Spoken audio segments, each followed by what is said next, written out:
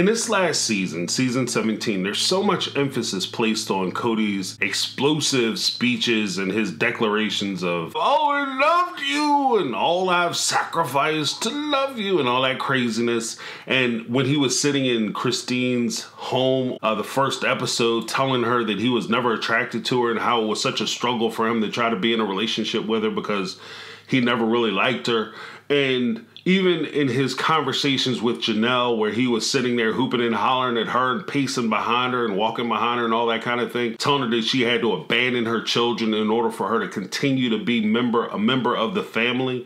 And we focus so heavily on that as a source of abuse and mistreatment. But the truth of the matter is, for me, I think that there are signs and interactions that he had earlier on that are far more damaging and devastating than those later utterances. Why do I say that? In the later instances that we look at, although they get your blood up and they, I don't like the confrontation and the way he talks to his wives or treats his wives. The truth of the matter is that at the time that he's doing that, he has very little power over them. You can tell from Janelle's talk with him while she's at Robin's house and her reaction to a lot of the things that he was saying. Janelle was having none of it. She was standing her ground. When he sat there and said, yeah, it's either the dogs or me, and she looked at him and said, I'm not going to not choose my dog. So good luck, Alpo. You know what I mean? Like, or when he said there and said, you have to choose between spending time with your kids on the holidays or coming to hang out with me. She said, you think I'm not going to hang out with my kids and I'm going to come hang out with you, Robin, and her kids? Are you out your mind?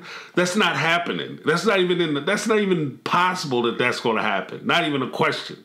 Those are times where he exploded and he said things and he didn't have power. Or when he stood on a porch hooping and hollering and yelling at Christine about how, he sacrificed so much to love her and how it was mistreatment and unfair to him and how her coming into the family was a blessing. Hopefully her leaving is a blessing too. And he shakes his head and walks off in a dramatic fashion. Christine did not care. She was beyond that. She was holding all the cards. She held all the power. What he was expecting when he gave that big, huge speech, in his mind, I'm sure if this was actually real and this is something that he was doing, and when people do things like this, when they have these kinds of explosions, what they expect for you to do is to jump out of your seat and chase them around the corner and run to the car and apologize and proclaim that, oh, I can't understand what I was thinking. I'm so wrong. You so special. I can't live without you. I don't know what I was doing. That's what he was expecting her to do. And she didn't do it. Because beyond the hate, beyond the anger, she displayed something that is far more devastating to somebody in Kody's position. She displayed indifference. She didn't care. And she said during one of the confessionals, I could go point for point, argument for argument with him and Robin. But what's the point? It doesn't make me more right to show these idiots that I'm right. I'm not getting anything from it. What it does do is give them what they want, which is attention. It gives them time. It gives them power over you. They're controlling the discussion and what you're talking about. In my view, I think that some of the more damaging and abusive things happened actually in previous seasons. For instance, this is kind of a companion video to the video I did with Mary talking about how she overspent for her home. They had a set budget for each household on how much they were going to spend.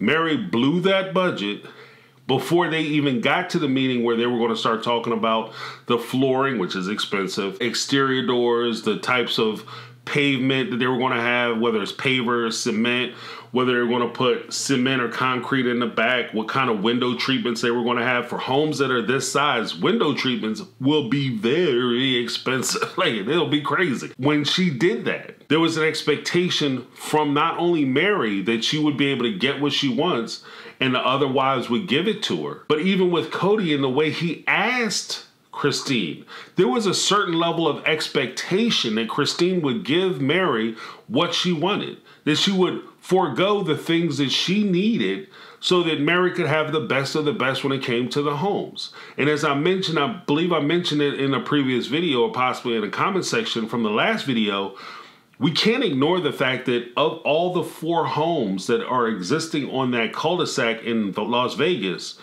Kody's name only appeared on one, and that's the house with Mary.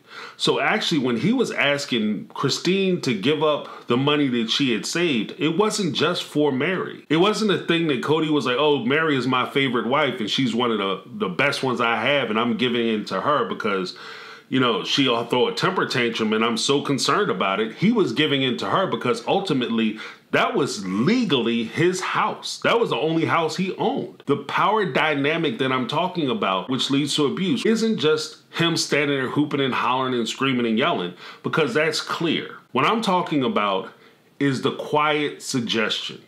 When he can sit in a room, listen to her talk about, yeah, I saved up all this money because I want this particular thing.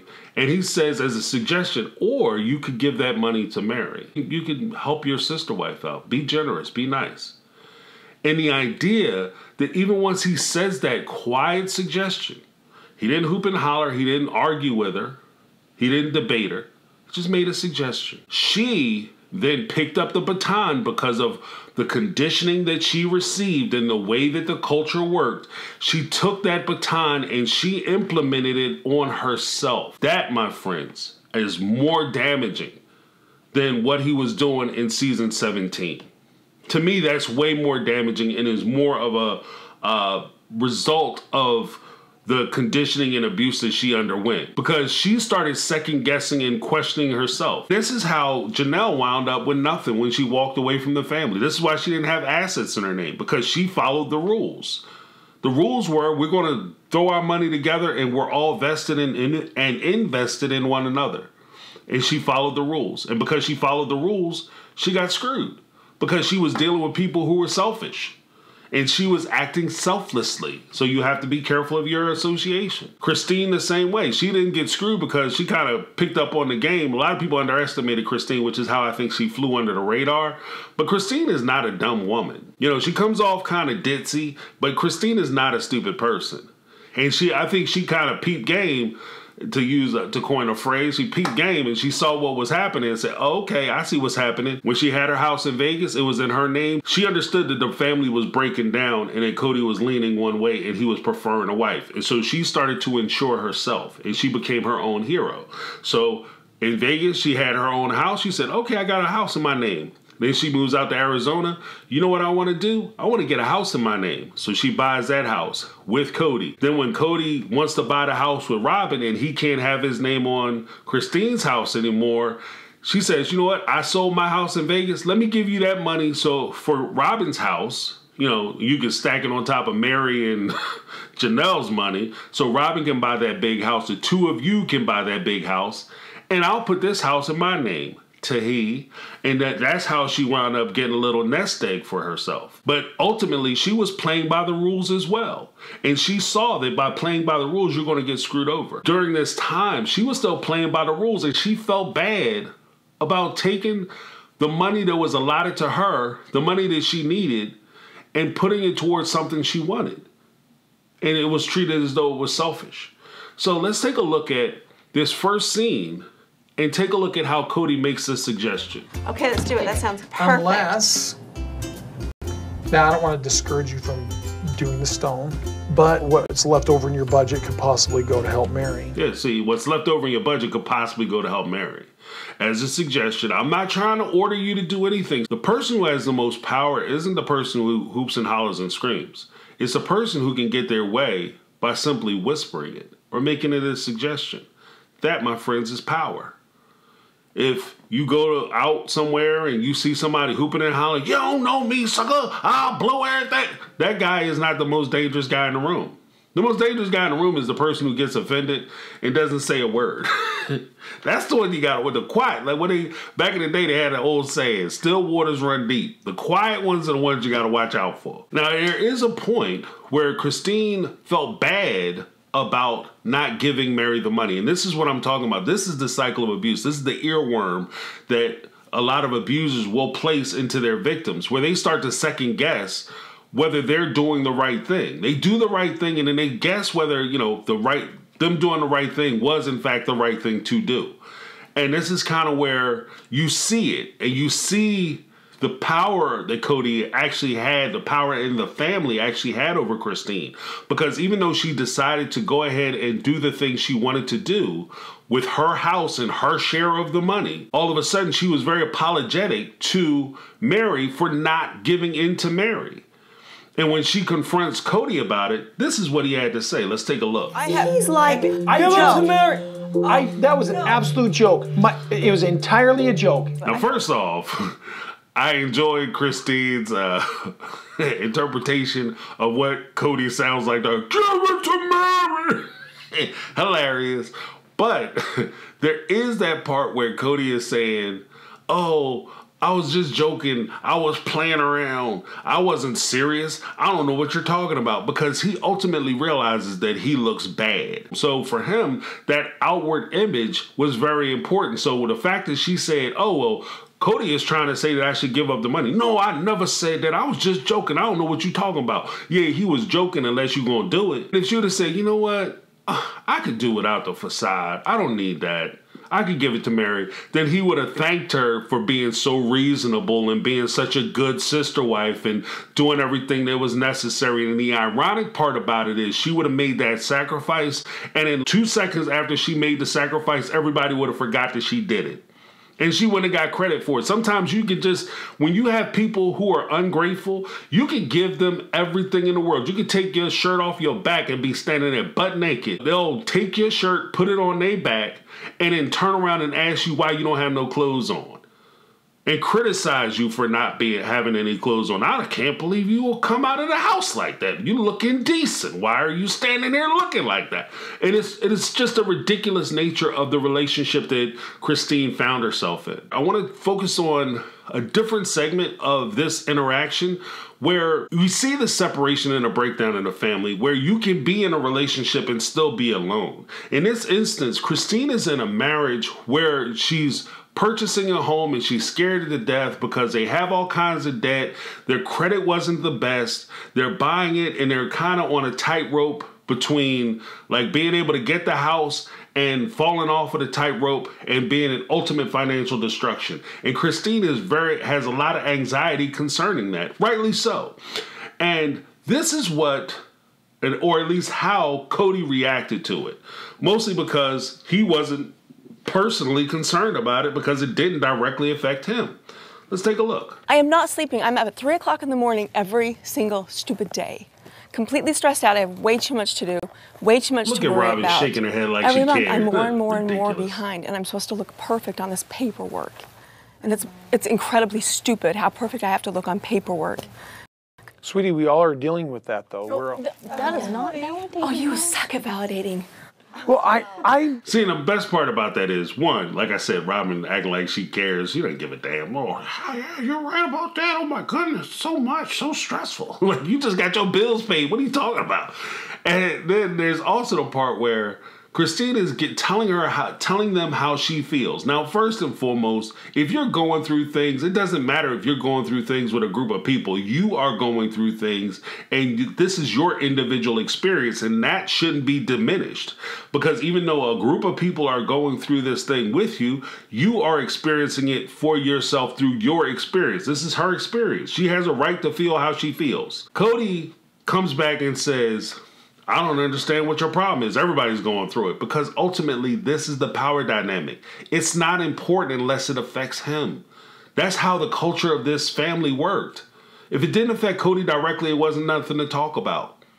There's also that one small part where you see Robin correcting him as far as his public representation and how he's going to come off to the public. And he does the whole head scratch thing where he feels like he's been all shucked moment and he's been embarrassed and corrected by his 4 wives. That's not what that was. What it was, at least to me, was him recognizing that he looks bad. And that's why he felt like had that, oh my goodness, what am I doing moment. Not, oh, wow, what did I say? I'm invalidating her and I'm not making her feel valuable and important. Now, in addition to Christine feeling by herself, it's also amplified in the sense that if you really step back and think about it, because I think it's brushed over because it's a TV show and all the four wives are like, wow, they're getting these great new houses. Moving into an apartment by yourself for the first time is a big deal. Buying a home is a life milestone. The first time you purchase a home in your name, yourself, and you can look at the document, you see your name, that's a huge deal. Buying a home and having that home built is insane.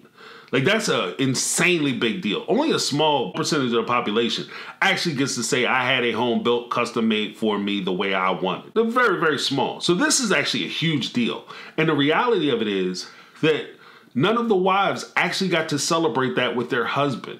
And that's one of the things that one of the takeaways I have with regard to this family and possibly even transposed onto a bigger group, the polygamous lifestyle, is that you lose these little moments that mean so much. They become invalidated because Kody isn't sitting there going, wow, this is amazing. I'm so excited. We're picking out the blinds. We're picking out the floors. We're going to design this. We're going to design that. He's looking at it more like a factory. Okay, I got 4 meetings I got to get through and I'm just trying to get it done. And by him doing that, there was a time where, Christine finished and she wasn't able to celebrate properly. And there is a question that came up in the comment section for my last video from 2 of hopefully the subscribers, or at least people who watch the videos. Thank you very much for that. Pri and Robin Ellison, who had asked the question, did Christine give up her money to marry so that she can get her stuff done? And I thought about it and I said, no, because the way it was presented on the show, Christine used the money to get the facade that she wanted. But then it occurred to me, by thinking about the question a little further, maybe she did give up some of her money because she had enough to be able to get the facade done, and in what she had left over, she was able to pass on to Mary.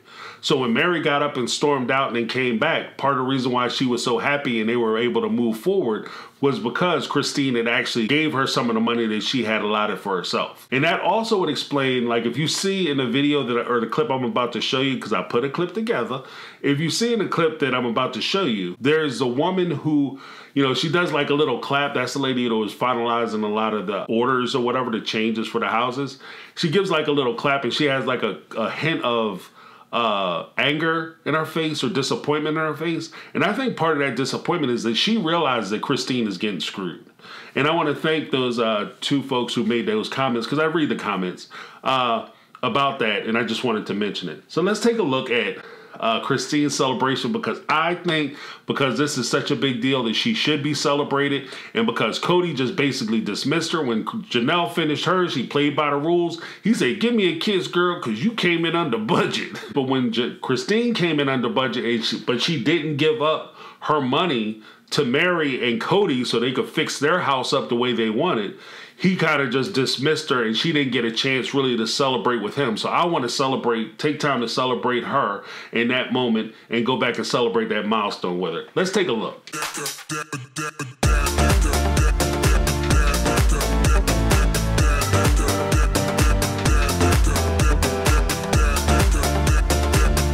Guys, that's been my take. I'm James. This has been My Take on Reality, and I'm out.